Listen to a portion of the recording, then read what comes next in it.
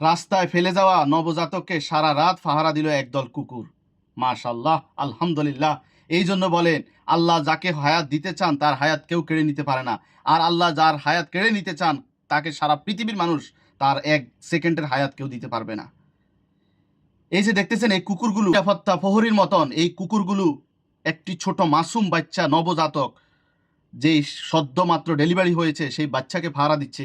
অথচ যেখানে এরকম বাচ্চা পেলে অন্যান্য কুকুরেরা কামড়ে ছিঁড়ে খেয়ে ফেলে, ক্ষতিগ্রস্ত করে, সেখানে এই কুকুরগুলো আল্লাহর অশেষ রহমতে তারা এই বাচ্চাটাকে পাহারা দিচ্ছে, যেন অন্য কোনো কুকুর বা অন্য কোনো জীব জন্তু এসে তাকে খেয়ে না ফেলে।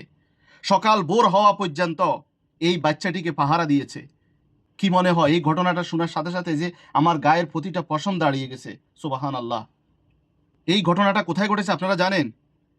এই ঘটনাটা ঘটেছে পশ্চিমবঙ্গের নদিয়া জেলার নদীপাড়ে অবস্থিত নবদ্বীপ শহরটাতে। ওই শহরে সবাই রাত্রেবেলা ঘুমিয়ে আছে। কোনো এক ফাফি মা, কোনো এক জন্মদাত্রী মা যে তার নিজের জন্ম বাচ্চাকে জন্ম পরিচয় দিতে চাচ্ছে না, সেই মা রাস্তার ধারে ফেলে চলে গেছে। আর সেই নবজাতক বাচ্চাকে যেই কুকুর একসময় হিংস্র প্রাণীর মতো থাবা মারে, হায়নাদের মতো রূপ ধারণ করে, সেই কুকুরই পাহারা দিচ্ছে। একটা দুইটা কুকুর নয়, 5টা কুকুর এই বাচ্চাটাকে বৃত্ত চিহ্নের মতো করে পাহারা দিচ্ছে। কি কারণে দিচ্ছে?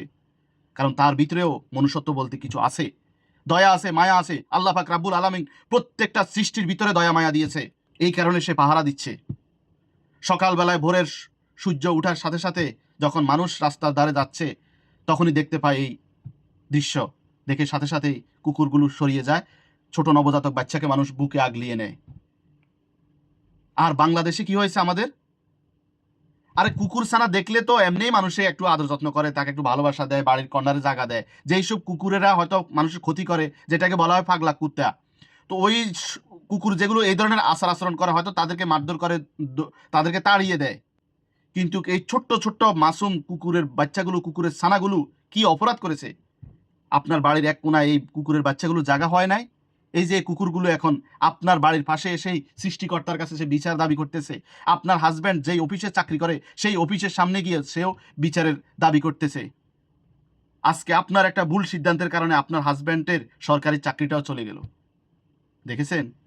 আর একটিবার চিন্তা করতেন। এই জন্য একটা কথা আছে, যে সৃষ্টির উপরে দয়া করে, স্রষ্টা তার উপরে দয়া করে। একজন বেশ্যা মহিলা একটা কুকুর পানির তৃষ্ণায় মারা যাচ্ছে, সে তার মুজা ভিজিয়ে, সাগর থেকে নদী থেকে একটা মুজা ভিজিয়ে সেই মুজার মধ্যে পানি নিয়ে এসে ওই কুকুরকে পানি পান করিয়ে তাকে জীবন দান করেছেন। আর সেই বেশ্যা মহিলা আল্লাহর জান্নাত প্রাপ্ত হয়ে গেছেন। সুবহান আল্লাহ। আর যদি একজন ইমানদার মানুষ যদি একটা কুকুরকে নিরপরাধ প্রাণীকে যদি হত্যা করে, তাহলে সেই দায় কি হবে? জান্নাত প্রাপ্ত মানুষটাও জাহান্নামে চলে যাবে।